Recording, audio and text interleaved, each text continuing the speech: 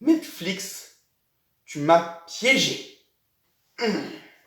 Des fois, je n'ai pas grand-chose à regarder sur Netflix et je me dis, tiens, je vais faire des petites séries sympas pour découvrir. En ce moment, je regarde la série Mes Premières Fois, qui aura aussi une critique, mais là, je suis tombé sur quelque chose qui m'a interpellé, une télé-réalité. Alors, je vais vous donner tout de suite ce que je pense de la télé-réalité en général. J'aime vraiment pas le côté suivre des candidats débiles. Parce que beaucoup de candidats de télé-réalité, et quand je dis télé-réalité, je veux dire au sens restreint du terme. Genre les anges, les Marseillais, les ch'tis. J'aime pas cette facette des humains. Pourtant, je me suis fait piéger et j'ai suivi cette télé-réalité. Pourtant, je me suis fait piéger et j'ai suivi cette télé-réalité. Donc, je vais essayer de critiquer cette télé-réalité sans trop parler des candidats. Ce qui va être compliqué parce qu'il y en a certaines qui m'ont vraiment gonflé tout au long de l'aventure. Mais bon, le concept de The Circle Game est intéressant. Ça va un peu à l'encontre des télé-réalités classiques, je trouve, enfin, du moins du concept, où on a des gens qui se voient. Là, ils ne se voient pas, ils sont enfermés dans leur appartement et ils communiquent à travers The Circle, le réseau social de l'immeuble. Et j'avoue que, voilà, je me suis dit, tiens, ça peut être intéressant de voir un peu. Et on a eu le premier épisode des présentations. Et alors là, je me suis dit, oula, il y a 7 personnes. Ah, 7 personnes. Ah Je me suis vraiment demandé, est-ce que je vais continuer à suivre ça? Et le truc, c'est qu'il y a eu d'autres personnages dedans qui faisaient, ah oui, elle, ouais, sympa. Oh, lui, je veux bien le suivre. Du coup, j'ai voulu voir quand même le concept jusqu'à où il allait. Donc, je me suis dit, allez, on termine au moins l'épisode 1. Et là, quelque chose de très ingénieux, ils ont utilisé le fait qu'ils étaient sur Netflix pour le faire. Ils ont mis le candidat éliminé pile avant la fin de l'épisode. Comme les pubs sur TF1, c'est génial. Du coup, qu'est-ce qu'on fait? Eh ben, on lance l'épisode suivant.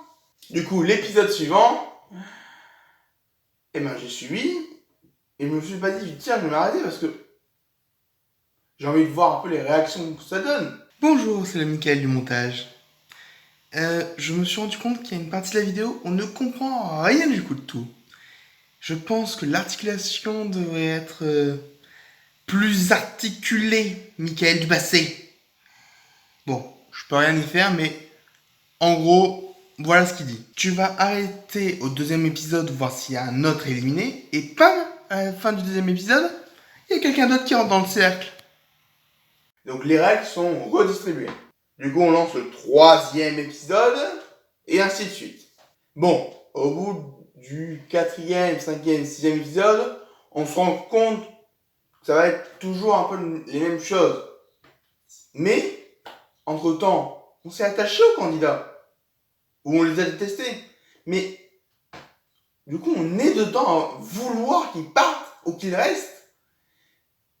Et voilà, c'est comme ça que je me suis fait piéger. Et je voulais savoir. Donc j'ai continué les épisodes au fur et à mesure. Et au final, j'en retire pas beaucoup de grandes choses non plus. J'en retire l'envie d'y participer, parce que j'avoue, ça peut être intéressant. Des personnages qui, entre ce qu'ils disent être, ce qu'ils montrent être, et ce qu'ils sont totalement différents. Et ça me saoule, mais c'est comme ça. Beaucoup de questions sur le contenu du cercle. Parce que par exemple, on voit les personnages dans leur vie, on va dire. Et il y a une salle de sport, par exemple, dans le cercle. C'est quoi les horaires pour aller à la salle de sport? On les voit en train de faire manger. Est-ce qu'ils ont amené de la bouffe avant? Est-ce qu'on leur fait livrer? Pourquoi faire tout le temps des nouveaux arrivants qui ont moins de chances d'être exclus que les anciens?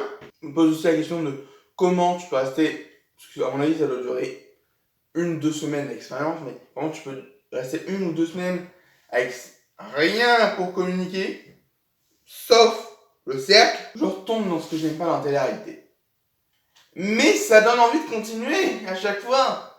Et je vais essayer d'être plus léger sur comment je critique la télé-réalité. Je comprends pourquoi les gens peuvent regarder. Je n'approuve toujours pas le concept, mais je peux comprendre pourquoi les gens regardent. J'étais moi-même piégé. C'est triste, hein. Mais il faut dire en même temps que ils ont bien joué le jeu. Parce que là où je pense qu'à la télé, ils vont juste mettre des morceaux du prochain épisode pour donner envie, ici, ils vont surtout couper à un moment fatidique.